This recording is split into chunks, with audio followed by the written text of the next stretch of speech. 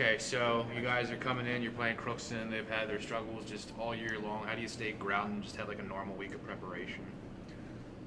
Well, we want to make sure that everything that we do is all about respecting our opponent in terms of our preparation. We never want to overlook anybody, good, bad, whatever. It doesn't matter who we play. We never overlook anybody. Crookston's got some really good skilled kids. They've got some good kids in their back end and their secondary. We're not in a position where we can afford to overlook anybody, and so we're definitely not going to do that. And these guys are definitely not doing that, nor is anybody in our program going to do that either. So we're all about preparing and working hard and giving our best effort, and respecting our opponent, and that's been our MO always, and will remain this week and forever. How about coming off the Bemidji game? Progress-wise, I mean, he had a 100-yard rusher. Players that had to kind of step up and roles maybe they're not familiar with, and a lot of them took a step forward. Did you feel that this whole team made a step forward last week? Yeah, in many ways we did. It was nice to see, Ben, you had mentioned, got a 100-yard game. It was nice to see that for him.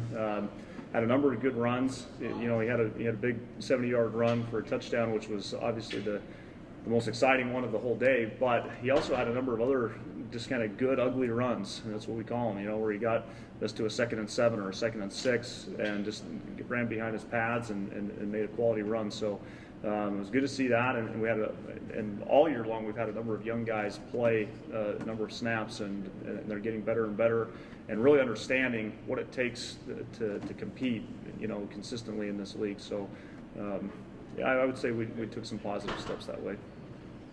How about Ryan? Are you feeling you're developing more of that, with Isaiah getting that timing down? Is it getting better each week, or do you feel pretty good there? Or? Yeah, it's been a struggle. My roommate's actually Zach, the original quarterback that got hurt, so we did a lot of workouts over the summer and even in the spring when I got here, and I could start running around a little bit. But Weed is coming along. He's making progressions. Obviously, he's had his struggles, but it's getting there.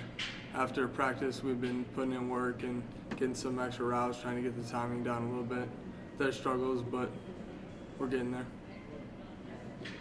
And for both of you guys as players, like when you look at like the Crookston game tape, what kind of opportunities do you see to have a good game personally or within your position group? Go ahead, Keith. Well, we haven't gotten into too much of their film yet. We start that today. But I know what we need to fix, what we reviewed from last week's film, is doing our 111th. We talk about that all the time as a team. And defensively, especially, everyone needs to trust each other, and then individually just be where we're supposed to be. It's not going to change any for who we're playing. Whatever they run, we need to find out where we're supposed to be, learn it all week, and just be there and trust that all of our 10 other teammates will be there. And when we have done that, we've been successful, and when we haven't, we've given up big plays, I know, defensively. So I know that's a big focus for us this week.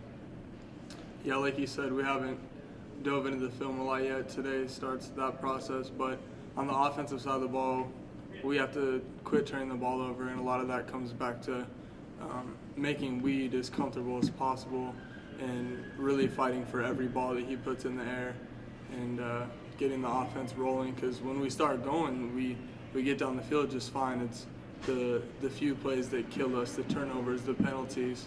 We have to quit beating ourselves. That's been a huge speech. That's what the meeting was all about yesterday. We have to quit beating ourselves on offense and on defense. How about down the stretch, or 4 games left, or towards the end here, opponents that I'm sure you feel you could be very competitive with?